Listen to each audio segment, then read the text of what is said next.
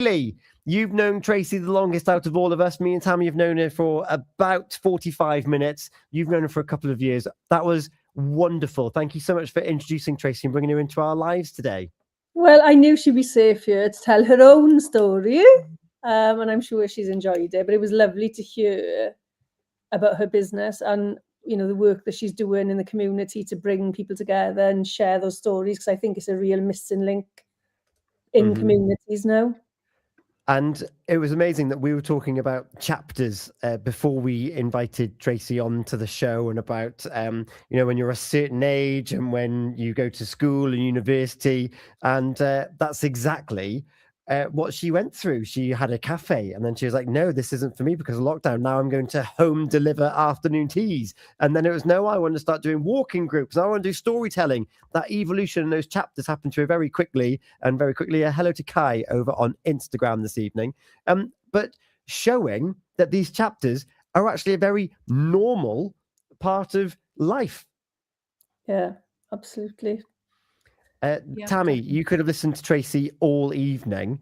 And I imagine that going up to a storytelling group and listening to her stories, other people's stories, them being facilitated, there must be something profound, similar to what the comment said on Instagram about stories help us to relate to others, whether they're factual or whether they are metaphorical. We can usually take one or two things away from every story we hear, can't we?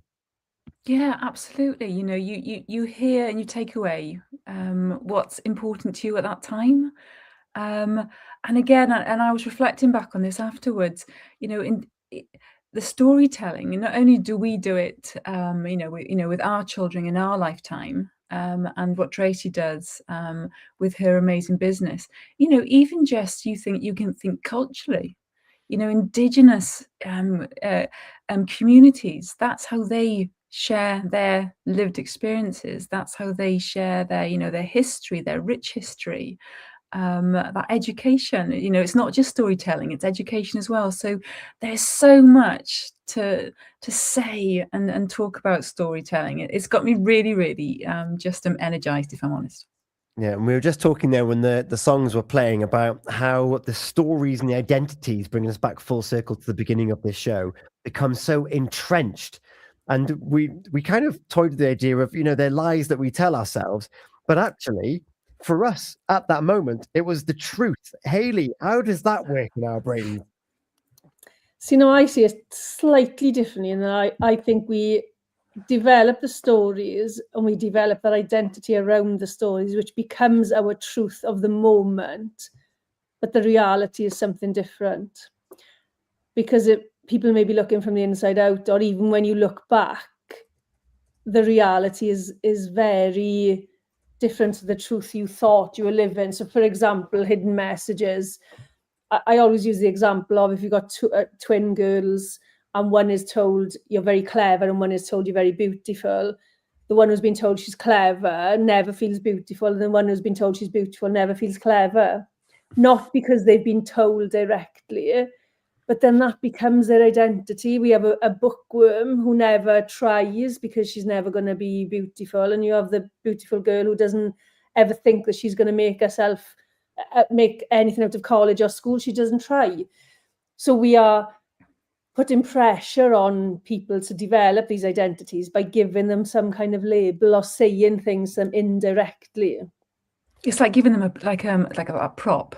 You're kind of giving them a script, even though it's their own story to actually write. It's almost polluted, I suppose, or tinged before anyone actually gets going, because it's that labeling. Because I'd like to think how we self-identify is very much how we see us, and how somebody labels us is how others see us, and that can be very different. But if you're told something, indirectly or directly, again and again and again, then that can become your truth, as you say, in that moment. Yeah. And that can have a long-lasting effect on your identity, on your character of your story. And of course, we're so much more complicated than that, aren't we? It's very easy for others to identify as, well, he's the sports one, he's the argumentative one, he's that one. It's it's easy for the grown-ups around us, I suppose, because a lot of these identities, they come from those formative years when actually we don't really know what we are or who we are. We're just trying things out. And for that week, that was the thing I liked most. And now that's my identity for the next at least 12 months, 3 years, 5 years, 10 years, maybe, depending on how much of an interest that stays in the top 50%. Where actually during that time, say it was sports, you now think, well, actually, I want to move into music now. Oh no, but you're the sports one. It's like, but I enjoy this as well. But we're not really encouraged to find variety, are we, Hayley? No, not really. I think we're like stifled in our creativity. So we're stifled in, or we're stuck on a pathway that doesn't offer a lot of options, particularly in things like school. Once you fit in a box, you tend to stay there. And I suppose in the family, you have the children who are classed as the black sheep, and they'll forever be the black sheep. They'll believe that long into their adulthoods.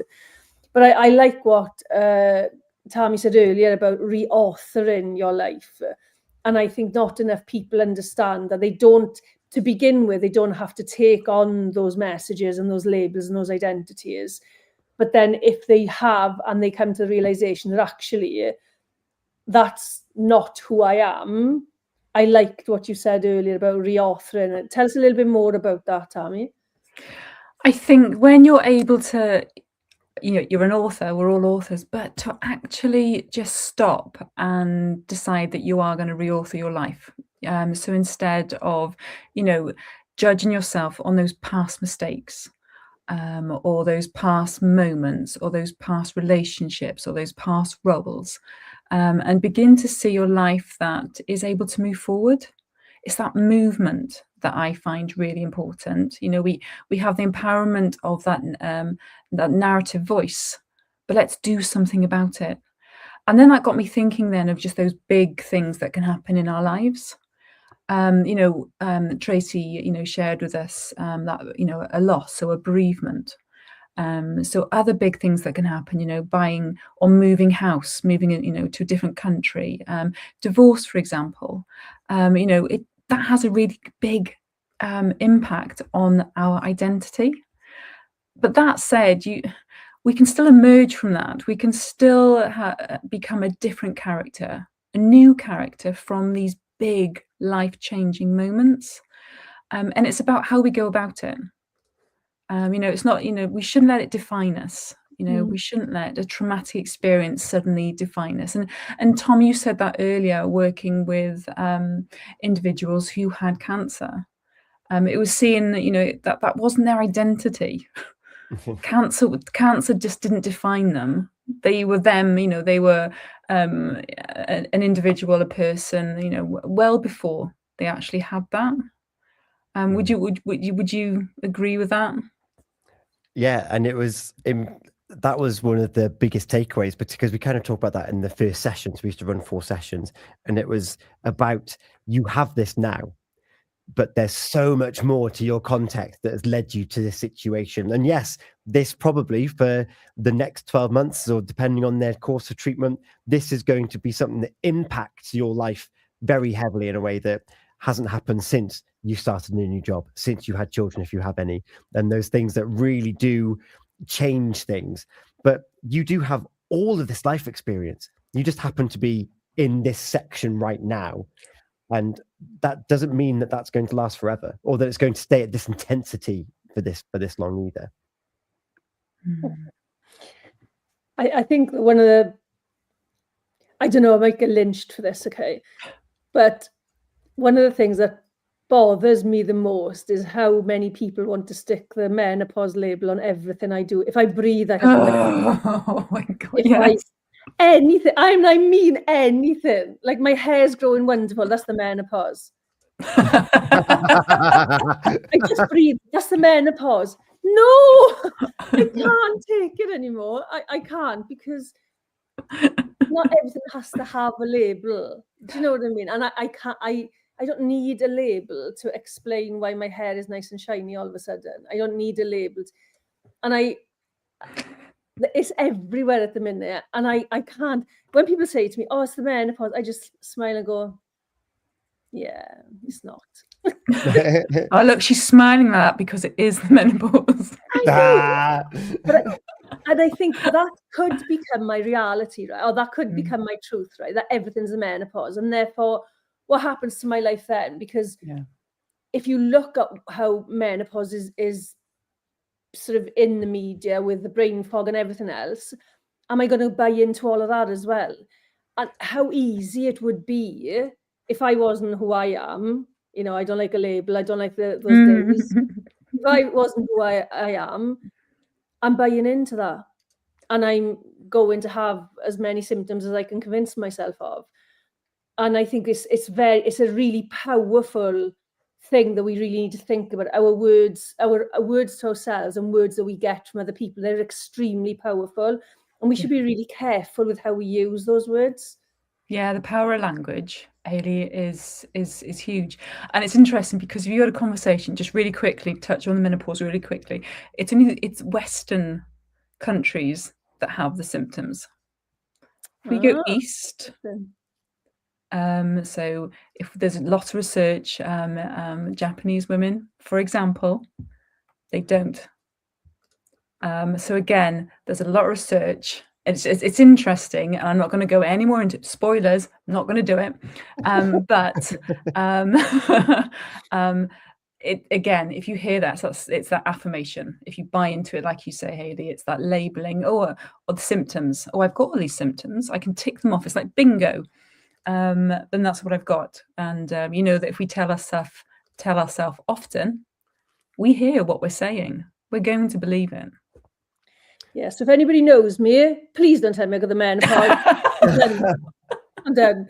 But, you know, again, as we're saying, words are really powerful. And actually, we could probably be living with things because we've convinced ourselves that we're supposed to be living with them, whatever that may be, whether that's the sheep, the black sheep label or whatever it is. We have to be careful what we decide and what we take on or not. Mm-hmm. And how do we get to a stage then where we recognize that it's a label that's been put on us and it's one that we can actually disregard? I actually quite liked that when you said that earlier about put upon us, because they are generally, most of our beliefs come from somebody else, but it's becoming aware that that's the thing. And one of the biggest things we don't do, my friend was talking about this again today, evidence. Where is your evidence? And just because everybody's told you that that kind of behavior is black sheep kind of behavior and it's naughty behavior, doesn't make it so. It doesn't make it the truth. And I think that's the big thing of questioning everything, which is probably why I don't have the menopause. Question everything. And why not? You know, why not question everything? But in schools, we're told not to question anything. Mm-hmm. We've got another show here just filled on this bit. You know, might be sacked. Yeah, no way. Yeah, question everything. And that's going back to Tracy being with us. That's where stories are so powerful, because they let us talk in a language which doesn't have to be based in the here and now. We can talk about wonderful characters. I think back to Fern Gully in Avatar and about the destroying of these native cultures and all the different themes that you can bring back from watching films, from reading books. How can we extrapolate that information that we're hearing from these stories and think, oh, well, actually, I resonate with that character, like that means something to me. I wonder if I share that with someone else, that means something to them as well. And that's where you kind of find your source of being, isn't it? And your sense of self in this world. Yeah, I agree with that. I think the more times that we can have these conversations and just put a spotlight on all these things that just help us, just that storytelling, that, you know, just that living in, you know, just bringing fictional stuff in, really expanding our creativity, our imagination, it's got to be a good thing. I'm intrigued, going back to when this show started, that Hayley's got 543 journals that she carries around with her every time. I'm exaggerating. I'm intrigued as to how much of what we cover on these Healthy Mind shows make into that journal, and to help kind of shape what, you don't need to divulge this, but I'm thinking about if you're listening to this or watching it back and you think, oh, what are the takeaways I'm going to take from this? And from hearing from Tracy earlier on, Hayley, does this kind of help your practice and your directions and your heading? I actually think just talking about what we talk about here every month helps, because it's always a different perspective, isn't it? We always have somebody who challenges a perspective, or we agree and have a laugh about it. But I think with the journaling, for me, I like writing by hand, so I don't put it on a computer, because I think there's something about writing it by hand as well. But I don't particularly write about. I don't really write about my day. It's not a journal like that. Oh, they are not journals like that. They're quite specific. Plural. But you are struggling with anything, or if you are at a point where you're shedding the snake from last year and getting ready for the horse of this year, a journal's a good way to do that, because you can say whatever you like in a journal, and you can either rip it out and burn it, or you could just put it away and nobody gets to see it. Yeah. Oh, I wonder, Tammy, what about yourself? But it's gone 10:30, so we will be turning our attention to your chat with Lorraine very shortly. But what about your sense of self and storytelling, and how these months help you guide the next 4.5 weeks? I always come away, and again, I just think I should do this. I should. Hayley always comes up with amazing remedies, or just like shared experiences, and I think to myself, I need to do that. And then I get distracted. So I think I do need a journal to make notes that remind me to do it.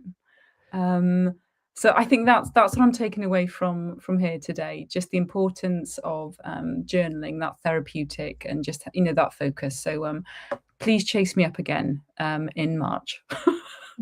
There you go. 12th of March, we will be back here for another show of Healthy Minds, Better Lives at the slightly earlier time of 8 p.m. is what we're looking at for March's show. So make sure you jot that down in your diary. Our thanks once again to Tracy for joining us, Hayley for finding her and introducing her to us here on the Healthy Minds show. Next month, we've got, if all goes well and all goes to plan, we'll have Ben from Covler Cymru joining us and talking about his own kind of practice and what they've been getting up to support people. And we'll have a little conversation in the coming weeks and put together another fantastic show for March. Lorraine Pascal's coming up next, and funny enough, Hayley was telling us about the menopause and that identity. What are you talking about with Lorraine, Tammy? Talking about the menopause. I won't be listening. Hayley's if you have any questions that you want us to kind of do a deep dive on, get an expert joining us, then please do get in touch. The best way after the show finishes is to go to email studio@purewestradio.com. You can listen back and you can watch back to the show over on the social media, on the catch up at purewestradio.com. And we'd love to share with you what we've been getting up to, and we'd love to hear your stories and try and help you set your direction, set your footing for the rest of 2026. That email address, once again, studio@purewestradio.com. Tammy in conversation with Lorraine Pascal up next. It's gone 10:30. I'm back again on your breakfast show tomorrow morning with Folly Farm on your all request Feel Good Friday with Beds Today from 7 a.m. All that's left for me to say this evening to the live guests, the live hosts here, Tammy and Hayley, have a wonderful evening, and we'll do it all again on the 12th of March here on Pure West Radio. Bye, everyone. Bye.